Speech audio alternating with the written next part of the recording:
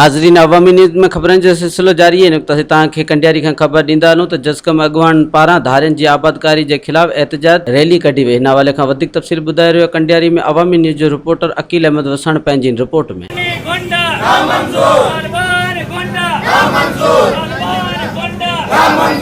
जिसकम अगवानन ज़िले सांगड़ अकबर मरी, मोहम्मद अली खोसो, आज़ाद कुंभर, इरशाद बिरोही अख्तर मरी जी अगवाणीअ में सिंध अंदर धारियनि जी आबादकारी ख़िलाफ़ कंडियारी पेट्रोल पंप खां प्रेस क्लब कंडियारी ताईं एहतजाजी रैली कढी मुज़ाहिरो कयो वियो। हिननि अवामी न्यूज़ सां ॻाल्हाईंदे चयो त पुरअमन तरीक़े सां ऐं जेको हक़ जतायो आहे त बाबा हीउ मुल्क ठहियो आहे त चइनि सूबनि जे रज़ा ख़ुशी सां ठहियो आहे, हिते धारियुनि जो छा वञे।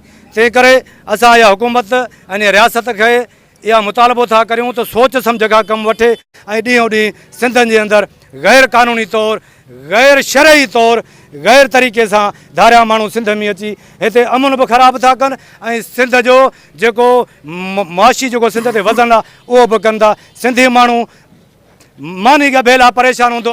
हिते विख विख ते सिंध जा हिलाली पुट ऐं गैरतमंद पुट मौजूद आहिनि जेके पंहिंजा सिर त ॾेई सघनि था, पर सिंध में तव्हांखे बर्दाश्त करण लाइ तयारु न हूंदा। मर्कज़ तरफ़ां सॼी सिंध अंदरि धारी आबादकारी लाइ एहतजाज जी काल आहे। असां हिते एहतजाज करी सिंधी माण्हुनि खे इहो मैसेज ॾियणु आया आहियूं त सिंध जा वारसो हीअ जेके धारिया अॼु तव्हांजे ॻोठनि ते, तव्हांजे शहरनि ते हिकिड़ो हिकिड़ो थी आबाद थी रहिया आहिनि, इहो सुभाणे तव्हां लाइ हिकिड़ो नासूर पैदा थींदा। असां GSN क़ौमी महाज़ जे मर्कज़ जे सॾ ते सॼी सिंध में धारी आबादकारी जे ख़िलाफ़ एहतजाज थी रहियो आहे ऐं असांजो इहो मुतालबो आहे 1954 खां अॻु में आयल टोटल धारिया सिंध ख़ाली।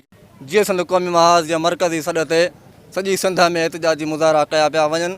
उन सिलसिले में अॼु कंडियारी में एहतजाजी मुज़ाहिरो आहे। सिंध खे आलमी यतीम खानो सम्झी रियासत जेको हीअ धारियुनि जो जेको भार सिंध ते विधो आहे, असां हिन जी सख़्तु लफ़्ज़नि में मुज़ामत कयूं था।